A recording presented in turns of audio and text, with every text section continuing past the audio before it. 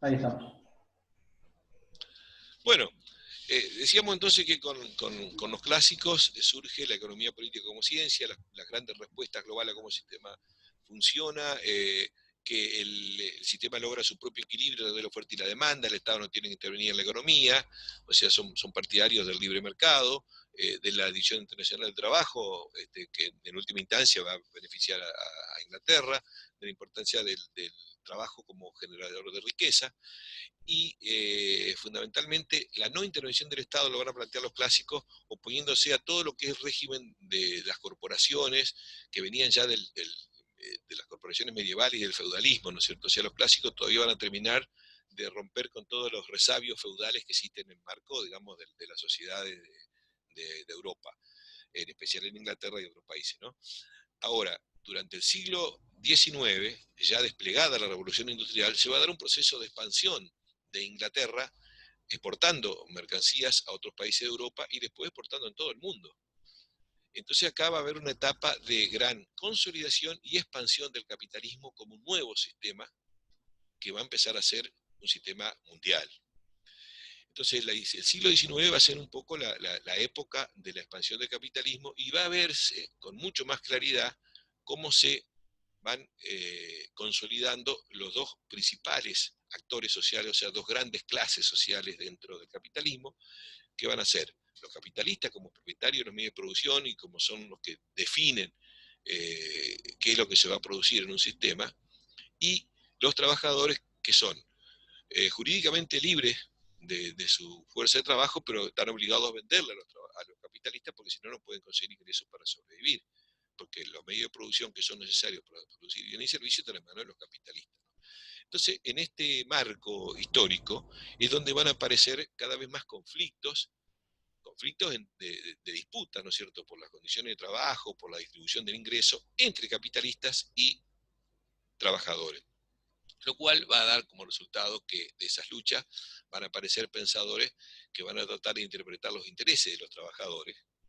Y acá es donde surge Marx como principal aporte, principal pensador, que se identifica explícitamente con los intereses de los trabajadores y va a tratar de dar su versión de cómo funciona el sistema.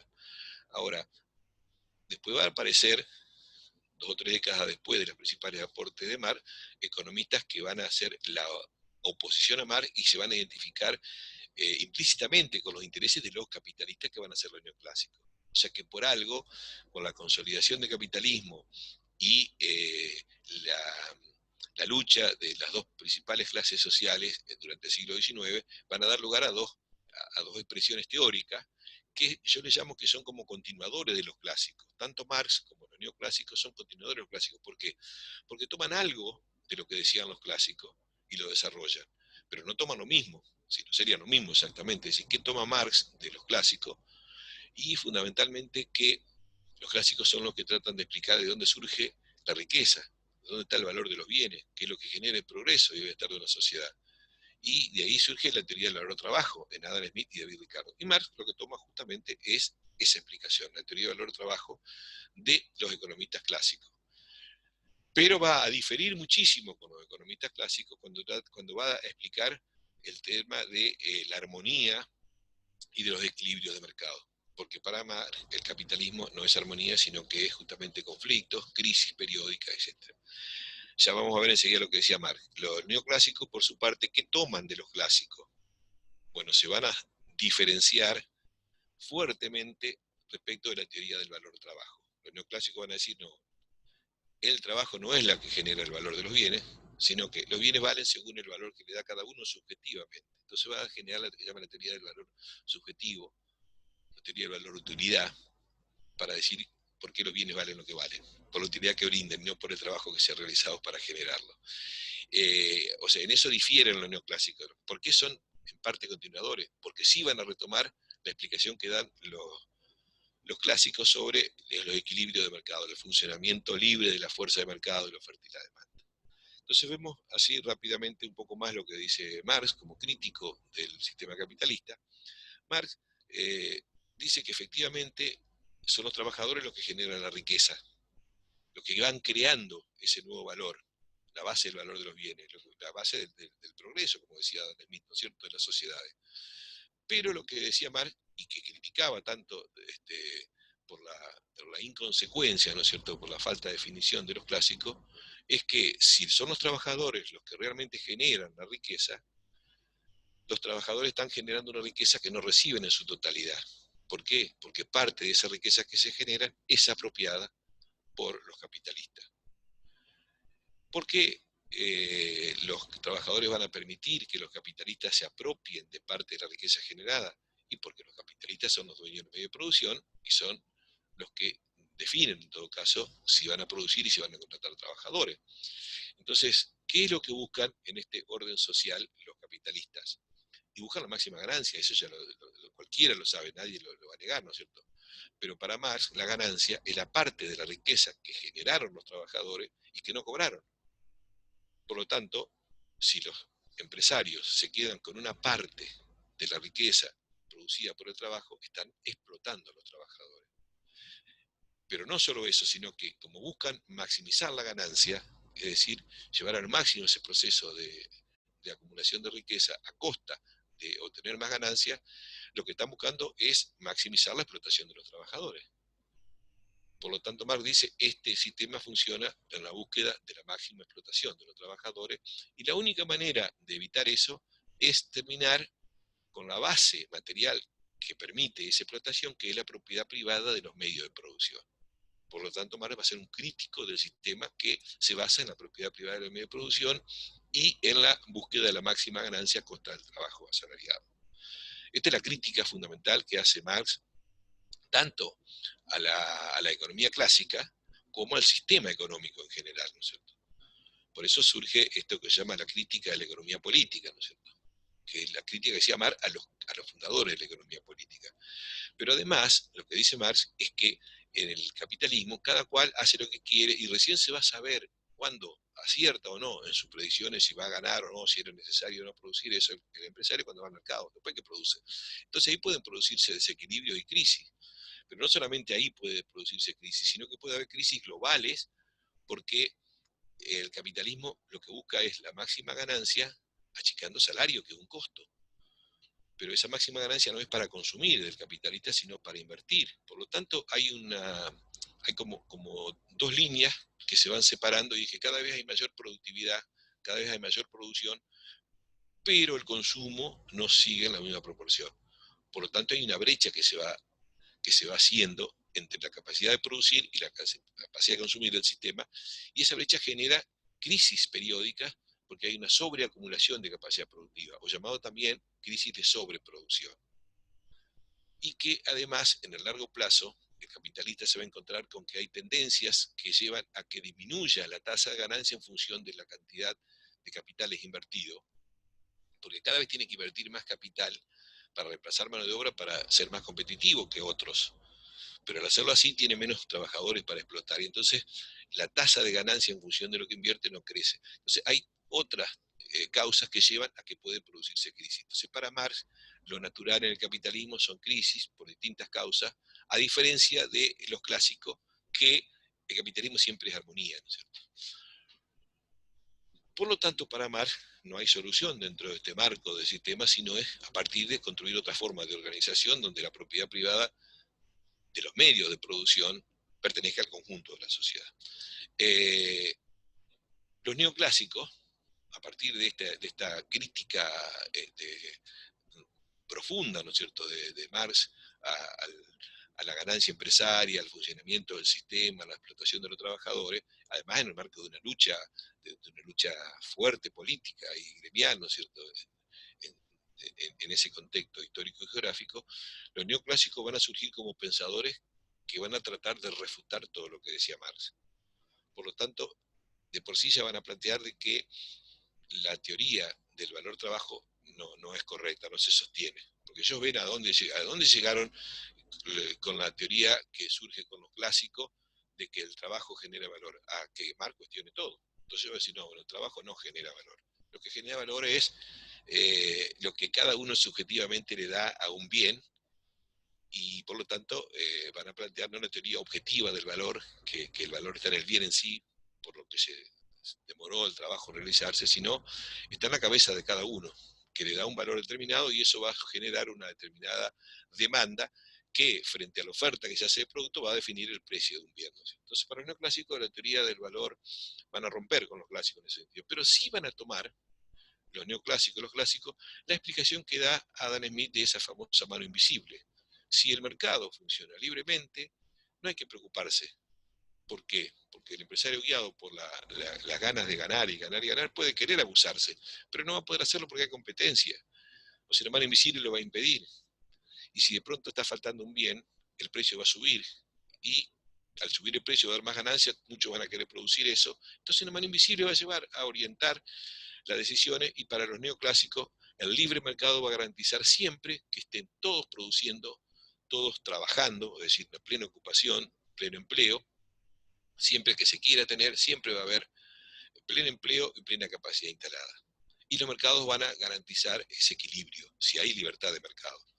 Por eso hay un montón de pensadores neoclásicos, que hay hasta pues, podemos decir, generaciones de neoclásicos, aparecen en la década del 80 del siglo XIX, después a principios del siglo XX con Marshall, que todos en conjunto van a tener distintos aportes, pero que a lo que a nosotros nos interesa saber es qué dicen sobre, primero, la generación de riqueza. Ellos dicen, no, la riqueza no nos genera el trabajo. Eh, ¿Qué dice sobre el funcionamiento de la economía? Bueno, la economía se autorregula en los mercados, pero fíjense que los neoclásicos surgen ese conjunto de pensadores, eh, digamos, criticando al marxismo, avalando el sistema y a los capitalistas, justamente en la década del 80 del siglo XIX en adelante, que es cuando el capitalismo pasa a la fase que se llama la fase monopólica, es decir, cuando predominan fundamentalmente en los países capitalistas los mercados concentrados, concentrado al lado de la oferta y al lado de la demanda. Quiere decir que existiendo mercados concentrados ya no se da lo que supuestamente sería en los mercados de competencia perfecta, porque ahora los mercados son concentrados. Ahora, justamente cuando la realidad cambia y muestra que los mercados predominantes son mercados concentrados, aparecen los neoclásicos diciendo no, la libre competencia y los mercados de competencia perfecta son los que explican la realidad. Parece una incongruencia, pero sucede que los neoclásicos, como son partidarios del libre juego, de la fuerza de mercado y fundamentalmente que no intervenga el Estado, porque si el Estado interviene es para proteger a los débiles. Y los neoclásicos estaban más asociados a los intereses de aquellos que manejan los mercados, que son los sectores concentrados. Por lo tanto, si aceptaban que eran mercados concentrados, tenían que aceptar que el Estado interviniera. Y los neoclásicos, en ese sentido, era muy categórico en el sentido de que no tenía que haber intervención del Estado para que funcionaran las cosas. De ahí entonces que, bueno, va a haber una etapa donde los neoclásicos van a dar una explicación que no se va a corroborar demasiado con una realidad que muestra que hay tremendas concentraciones industriales y que hay mercados cada vez más concentrados, mercados monopólicos, oligopólicos, eh, prácticamente controlados por grandes corporaciones, ¿no es cierto? Entonces los neoclásicos van a ser un poco la teoría que va a ser aceptada como la explicación válida de cómo funciona el sistema capitalista por aquellos que se benefician de este sistema, ¿no es cierto? Gobiernos y sectores empresarios, pero que no van a estar muy de acuerdo con lo que muestra la realidad, ¿no es cierto? Sin embargo, el capitalismo que se expande después de la segunda revolución industrial recién va a empezar a presentar problemas con las guerras mundiales y con la crisis del 30. Porque la crisis del 30 lo que va a poner en evidencia es que el libre juego de la fuerza de mercado no garantiza pleno empleo, equilibrio, correcta asignación de recursos, armonía, sino que por el contrario, el libre mercado lo que está mostrando es que se pueden generar crisis enormes, como por ejemplo la crisis del 30, la crisis mundial del 30, que se inició en el año 29 en Estados Unidos, pero que ponía de manifiesto esa crisis que había enormes desequilibrios entre, por un lado, la capacidad de producir extraordinaria, los aumentos de proceso de producción, los aumentos de productividad que dio la segunda revolución industrial, que fue una etapa de enorme crecimiento, pero enorme crecimiento y concentración de la ganancia en un estrato. Pero por otro lado, no se veía demasiado el crecimiento de la demanda. ¿Por qué? Bueno, porque la ganancia estaba concentrada en un sector que a su vez tenía después la mayor parte de la ganancia reinvertida en mayor producción. Entonces hay un proceso que termina con una expansión del capitalismo que llega a todos los rincones del planeta, pero que no puede seguir creciendo porque no hay más mercado. Entonces se genera la crisis de sobreproducción, la crisis del 30, que genera una convulsión en el sistema, porque de pronto una gran capacidad productiva, pero no hay demanda, y al no haber demanda, cae la inversión. Y si cae la inversión, cae la demanda, cae la ocupación, caen las ventas, y el mundo no solamente entra en un proceso recesivo a nivel global, sino en un proceso de depresión, es decir, de una profunda recesión, de la cual no se podía salir, y menos con las políticas que aplicaban los neoclásicos. Porque los neoclásicos, ¿qué decían? En primer lugar, los neoclásicos no pudieron predecir esto, porque para los neoclásicos no podía existir. En segundo lugar, no lo podían explicar. ¿Por qué? Porque si siguiendo la teoría neoclásica, esto no podía suceder. Pero como sucedía, los neoclásicos no tenían remedio para salir. ¿Por qué? Porque los remedios neoclásicos era no intervenir, que el mercado solo iba a ajustar. Lo que sucede es que el mercado solo, en situaciones de depresión, el comportamiento racional individual de cada empresario es producir menos todavía, echar personal, parar la máquina, porque no tiene mercado. Esta crisis fue tan profunda que estaba poniendo en peligro la estabilidad del capitalismo, con millones y millones de desempleados, con cientos de miles de quiebras de empresas en los principales países, ¿no es cierto?, capitalistas centrales, y esto llevó a que sean los gobiernos los que tomaran la iniciativa de decir, empezamos nosotros a buscar alguna solución fuera de lo que es el marco teórico de lo neoclásico, y empezaron a hacer gastos públicos, es decir, obras públicas, contratar personal, hacer obras inclusive en algunos casos hasta que no eran tan imprescindibles, caminos, rutas. ¿Qué es lo que significaba eso? Que el Estado, fuera de la fuerza de mercado, se constituye en un actor importante porque empezaba a demandar, empezaba a contratar personal. Mayor cantidad de empleados significaba mayor consumo. Mayor demanda de medio de producción para llevar las obras públicas a cabo significaba mayor inversión, es decir, mayores ventas. ¿Y mayores ventas qué significaba? Que se empezaba a reactivar la economía. Que con mayor gasto público, con mayor inversión pública, la economía comenzaba a reactivarse y el comportamiento del empresario va a empezar a cambiar, porque si hay entonces actividad económica y demanda, el empresario va así a poner en marcha su proceso productivo, a contratar personal, va a producir más, y de nuevo se entra en la etapa de reactivación.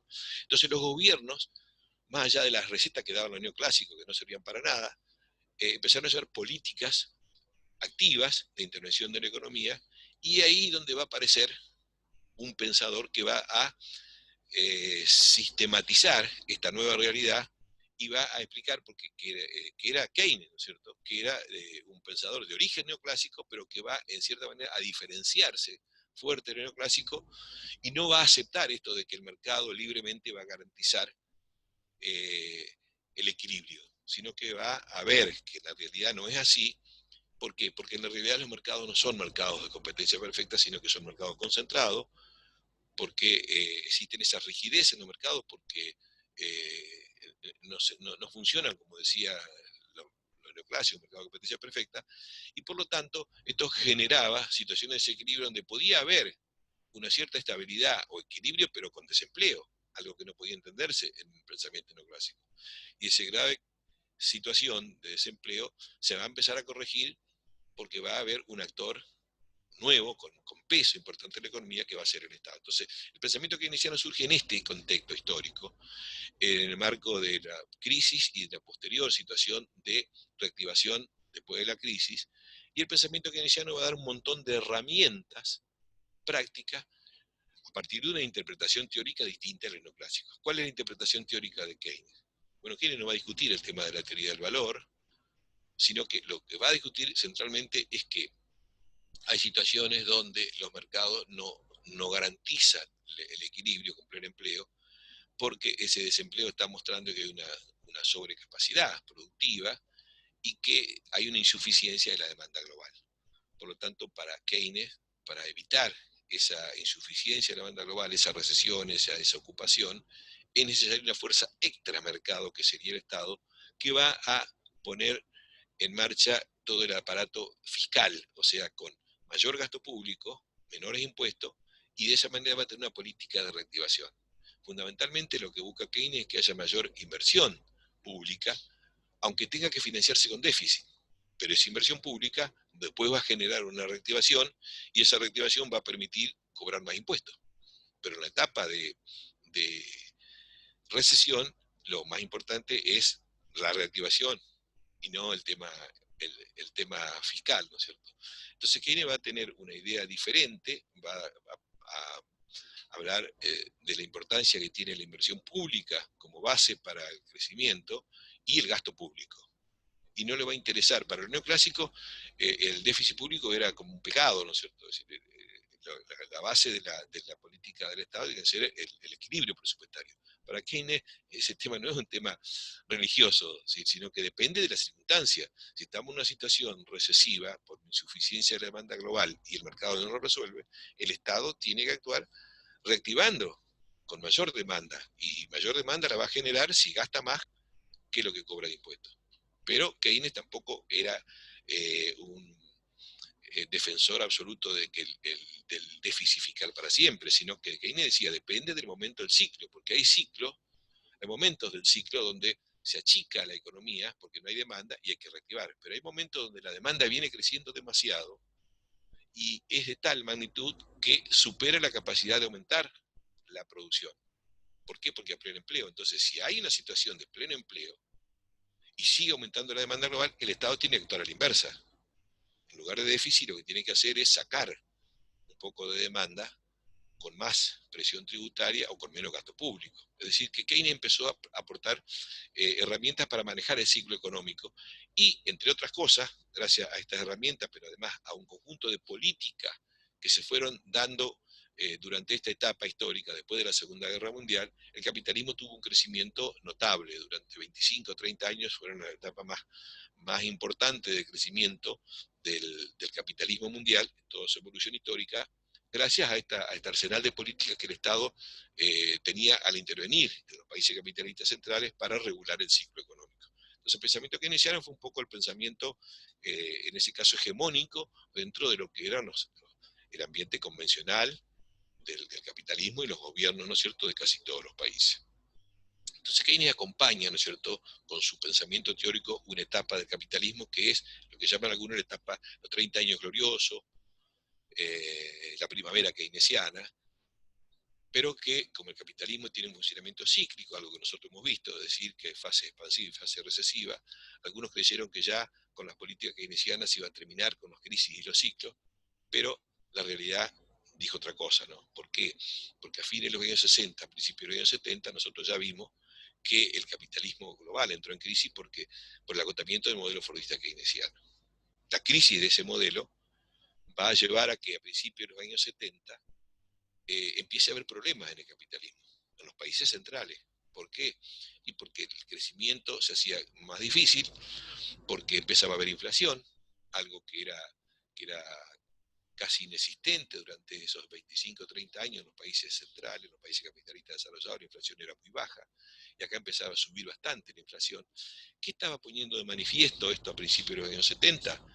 Que algo estaba cambiando en el modelo fordista keynesiano o en el capitalismo, algo no estaba funcionando, porque empezaba a haber recesión y empezaba a haber inflación, algo que no entraba dentro del ciclo normal del capitalismo keynesiano, porque si había inflación era porque había mucha demanda que sobrepasaba la capacidad productiva.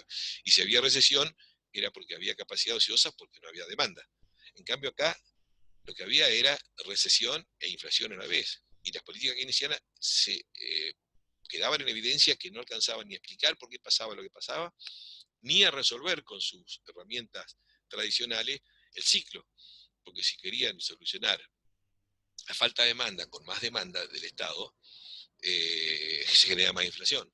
Y si querían frenar la inflación con menos demanda del Estado, se genera más recesión. Esto lo que ponía en evidencia es que bueno, había un problema mucho más de fondo del capitalismo, y era que la tasa de ganancia en el sistema capitalista, en los países centrales, la tasa de ganancia de las grandes corporaciones ya no crecían como esperaban los capitalistas, como venían creciendo en décadas anteriores. Quiere decir que el modelo fordista keynesiano se estaba agotando. Y las grandes empresas de los países centrales, cuando se enfrentan a esta situación, se genera una crisis, porque si no tienen ganancias en la actividad productiva, dejan de invertir, y por lo tanto eso genera recesión. Y si quieren recuperar la tasa de ganancia, sin grandes modificaciones, aumentan los precios, pero eso genera inflación. Es decir, viene una nueva etapa histórica, que va a ser la etapa llamada del capitalismo neoliberal, y que va a surgir en consecuencia de esto, o que va a resurgir, vamos a decir así, porque va a aparecer una nueva teoría, que de verdad no es tan nueva, que son los neoliberales, el neoliberalismo, que va a decir la culpa de todo esto es la intervención del Estado, la culpa de todo esto la tienen las políticas keynesianas. La única forma de solucionar esto, y la caída de la tasa de ganancia, lo que está haciendo es que no haya inversiones y que no haya crecimiento. Entonces la única forma de solucionar esto es terminar con la política keynesiana, terminar con la intervención del Estado, terminar con la legislación laboral y de defensa de los trabajadores, y dejar libre el juego de la fuerza de mercado, y que el Estado no intervenga en la economía. Es decir, empieza a esbozarse lo que se llama la teoría neoliberal, que es un poco retomar lo que decían los neoclásicos, que habían entrado en, prácticamente en una crisis profunda en los años 30. O sea que va a resurgir el neoliberalismo, pero siempre asociado a que al, al interés de los sectores más concentrados, de las grandes corporaciones de los países centrales, que lo que van a buscar es lograr una redistribución del ingreso a favor de los capitalistas más concentrados. Con el argumento, y esto es un poco también la base de la teoría neoliberal, eh, la, lo que plantea de que hay que hacer esfuerzo, hay que trasladar recursos de los sectores de los trabajadores, de los sectores mayoritarios, hacia los sectores más concentrados, hacia los empresarios, porque eso va a hacer que los empresarios ganen más. Y si los empresarios ganan más, van a decidir invertir más y van a producir más. Y si van a invertir más y van a producir más, eso va a generar una reactivación, va a haber más ocupación, más empleo y más consumo. Por lo tanto, la teoría del efecto derrame, como se le llama, es que hay que hacer esfuerzos ahora, hay que sacrificarse a favor de la ganancia de los grandes capitales. El Estado tiene que cobrar menos impuestos a la riqueza y cobrar más impuestos al consumo, porque de esa forma después la copa se va a llenar con más producción y después se va a derramar y va a llegar a todo. Esta es un poco la teoría neoliberal, que va a acompañar gobiernos, bueno, mucho más autoritarios, y que van a generar políticas que van a potenciar la concentración y la desigualdad en la distribución de la riqueza. Bueno, un poco con esto tenemos un panorama de los aspectos más importantes de las principales teorías económicas en los países centrales, y cómo, en cierta manera, esas teorías económicas son el reflejo de cabezas que están pensando en función de un momento histórico, geográfico y social, y que se asocian a intereses de gobierno, ¿no es cierto?, que toman esas teorías en la medida que son de conveniencia para los intereses económicos que representan.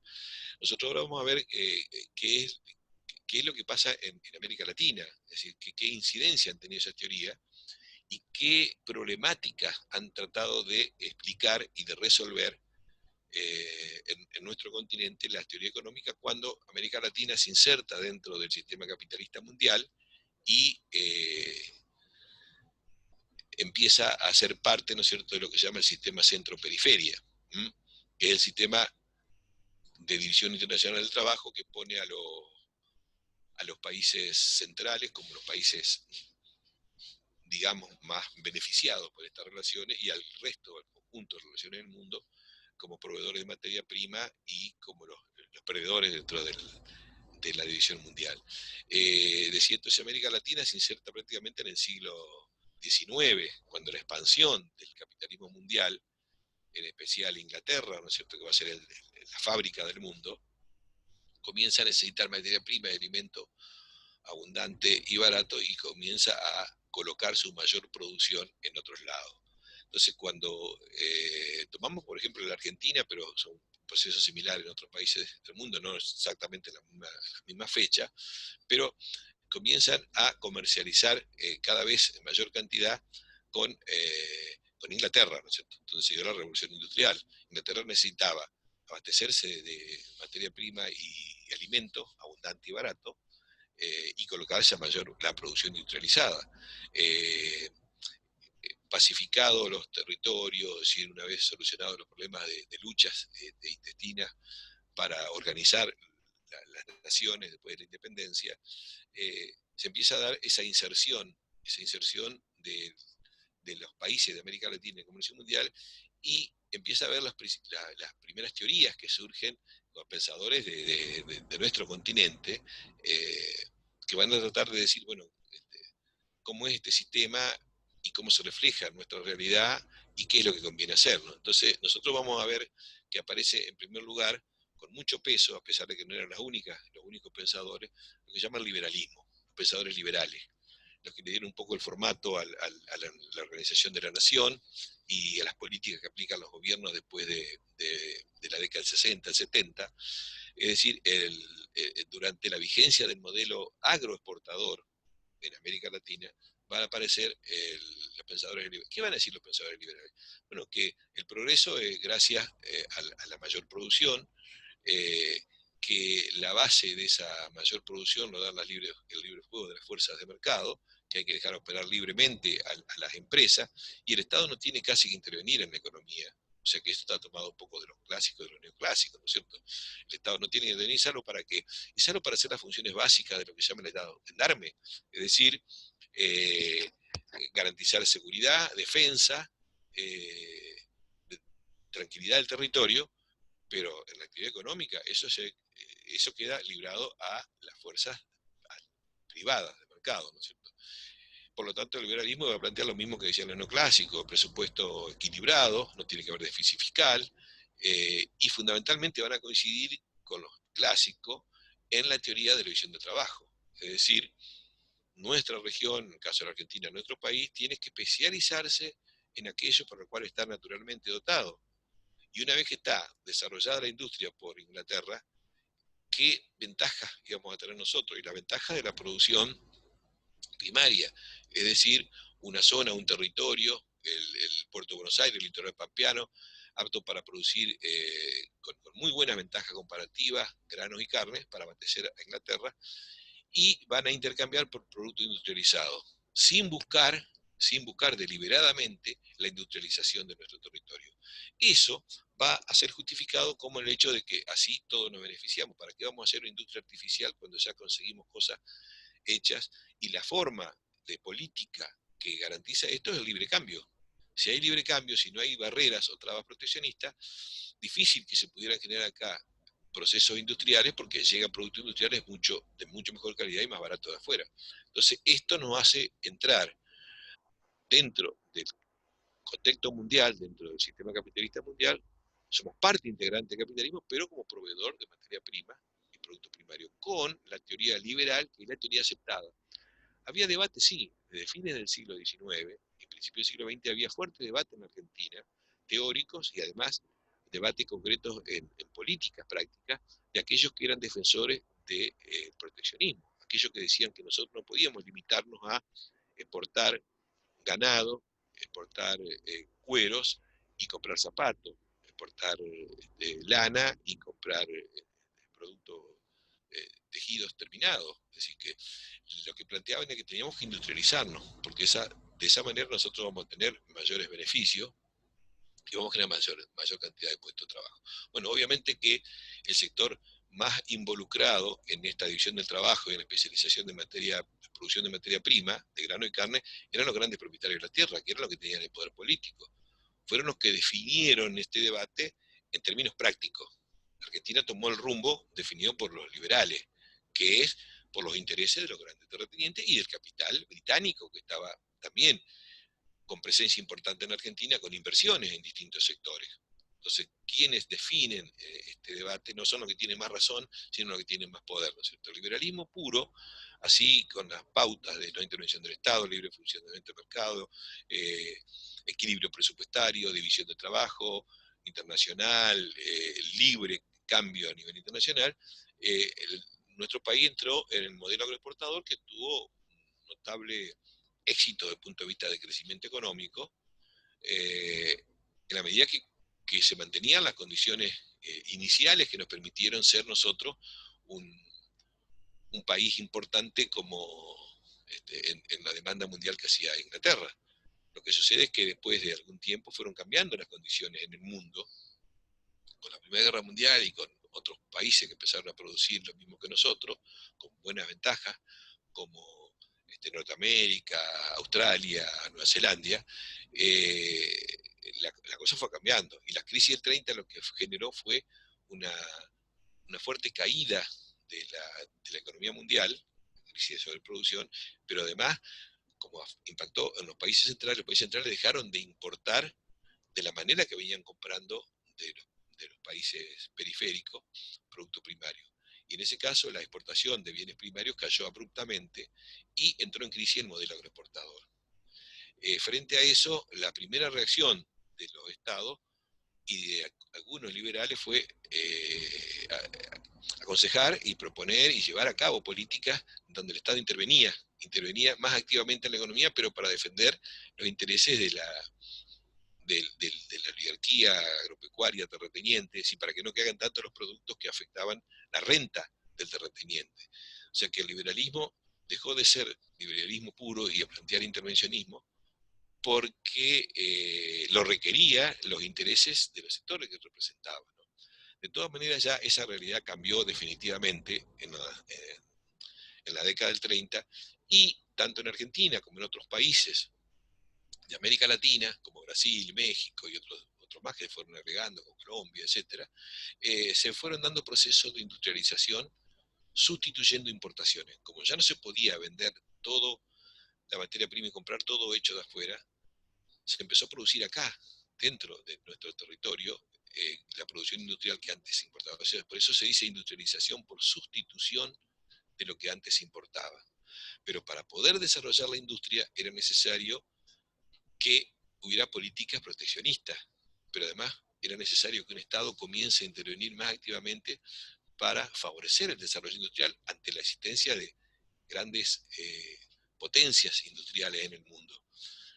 Entonces, hubo un cambio en los años 30 y 40 de la realidad y hubo un comienzo de un proceso de industrialización que va a ser analizado teóricamente por una nueva corriente del pensamiento que en América Latina va a surgir como una corriente propia, que es llamado estructuralismo.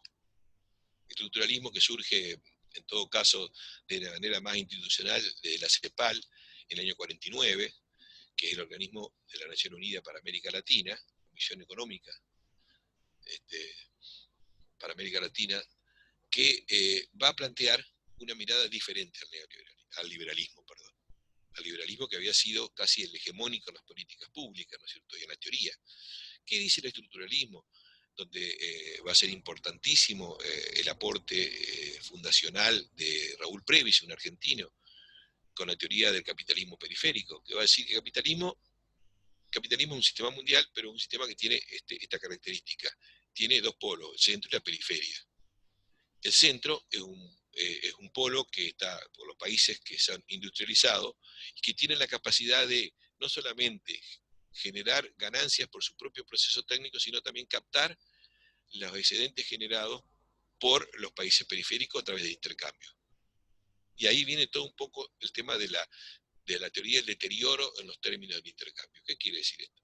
Lo que va a decir el estructuralismo, lo que va a decir Raúl Previs y otros pensadores, es que América Latina se fue especializando en la producción primaria y fue intercambiando su producción primaria a cambio de producción industrial con Inglaterra y otros países que se habían industrializado.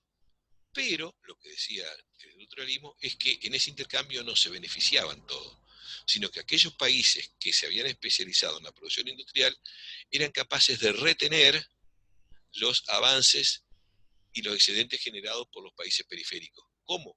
Porque cada vez costaban más caros los precios, eran más altos los precios de los productos industriales que vendían los países industrializados que los precios de los productos primarios. O dicho de otra manera, cada vez América Latina tenía que entregar mayor cantidad de productos primarios para recibir menor cantidad de productos industriales.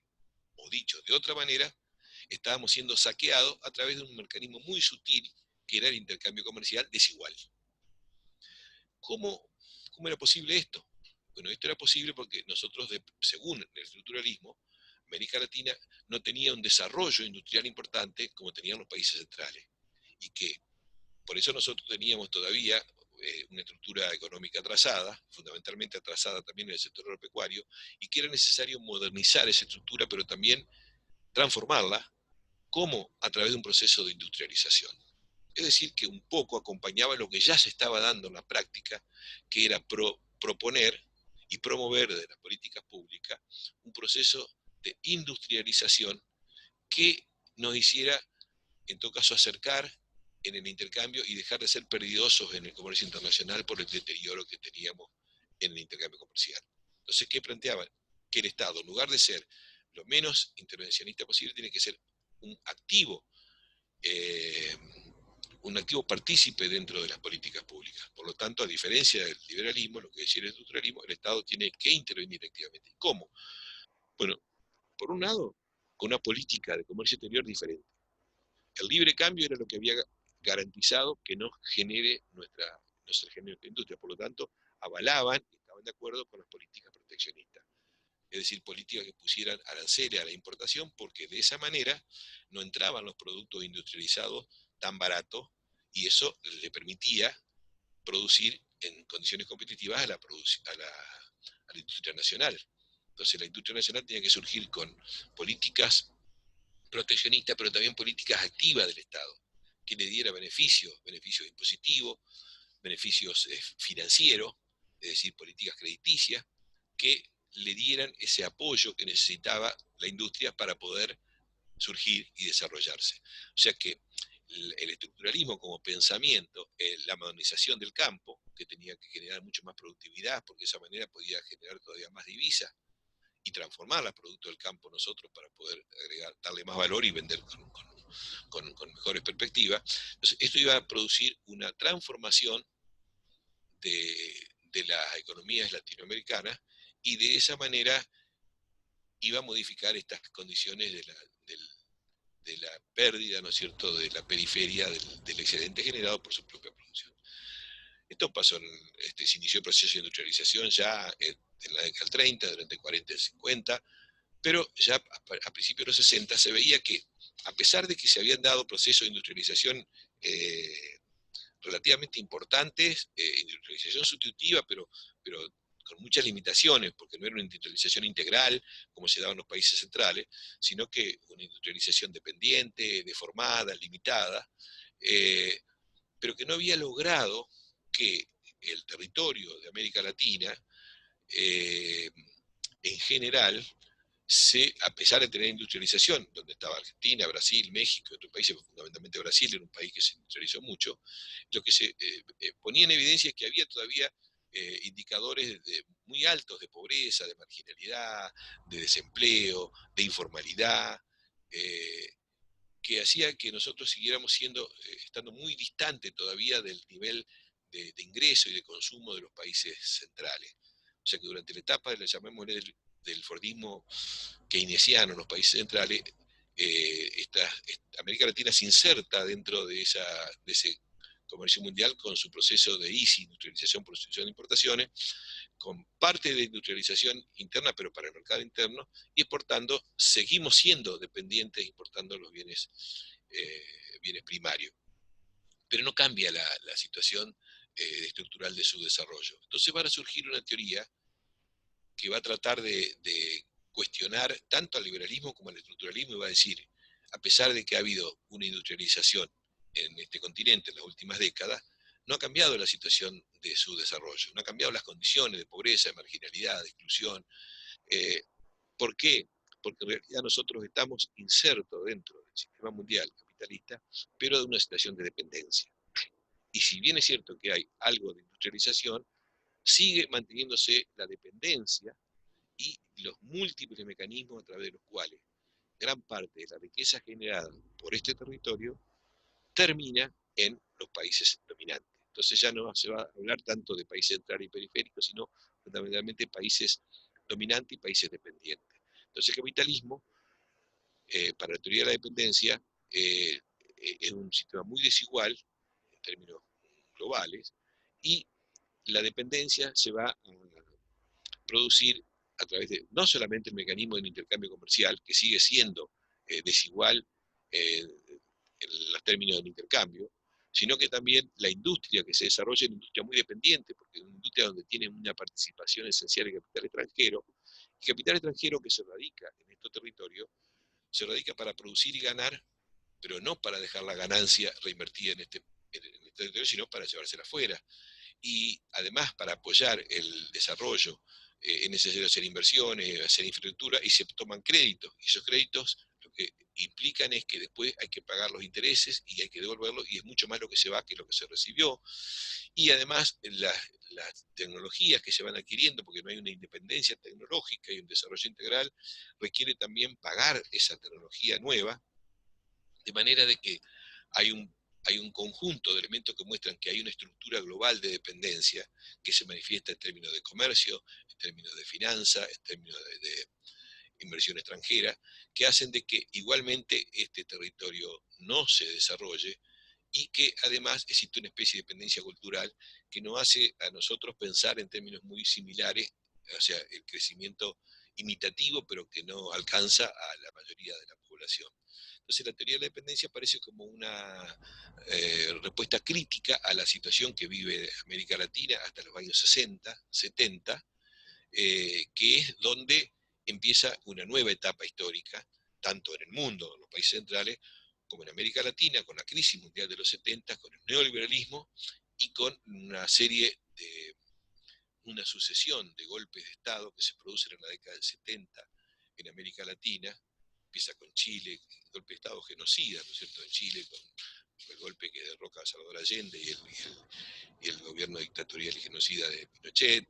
Después Argentina con el golpe de Estado en marzo del 76, con el golpe de Estado en Brasil. Bueno, hay muchos lugares que están poniendo en evidencia que el poder económico quiere reestructurar la situación de los países de América Latina, pero en términos regresivos, es decir, va a empezar a aplicar políticas desde esos gobiernos concentradoras, elitistas, entreguistas, destructivas de la industrialización, que son las llamadas políticas neoliberales. Y frente a eso va a haber una especie de ayornamiento de las teorías estructuralistas que en cierta manera van a tener como base de su explicación de que es necesario una modernización y una reindustrialización, pero sin descuidar las cuestiones de fortalecer los mecanismos de mercado y de que el Estado tiene que, o sea que de cierta manera van a conciliar en parte con los neoliberales, en el sentido de aceptar que el Estado no tiene que ser un Estado deficitario, de que van a reconocer que también la inflación no solamente es estructural, sino que también tiene causas monetarias. Es decir, el neoestructuralismo, sin romper del todo con el estructuralismo, pero va a empezar a aceptar ciertos condicionamientos que están impuestos por el neoliberalismo y por los sectores más poderosos, ¿no? Bueno, nosotros con esto llegamos un poco a poner en el marco del sistema económico capitalista, su evolución y su expansión en el mundo, cómo se intenta explicar ese sistema por distintas teorías. Nosotros todos sabemos que las teorías pretenden ser la explicación de, verdadera de la realidad. Cada teoría dice esta es la explicación, pero cada teoría tiene un pensamiento diferente. Lo importante es que ustedes puedan entender que existen distintas explicaciones y que lo básico es que cada uno pueda sacar sus propias conclusiones, a ver de qué es lo que le parece, en función de lo que conoce, de lo que lee, de lo que vive y de lo que dicen las teorías, cuáles pueden ser las explicaciones más razonables. Cada uno tiene que aprender a encontrar explicaciones de la realidad y no a repetir memorísticamente lo que dice un otro como si fuera la verdad revelada, ¿no? Nosotros a partir de este panorama nos queda volver a buscar después ya el análisis no del mundo de América Latina, sino qué ha pasado en Argentina. Y eso es lo que queda en las últimas dos unidades, ¿no es cierto? Para entender por qué estamos como estamos, a dónde podemos ir si seguimos haciendo lo mismo y qué es lo que podríamos hacer si podemos cambiar. Bueno.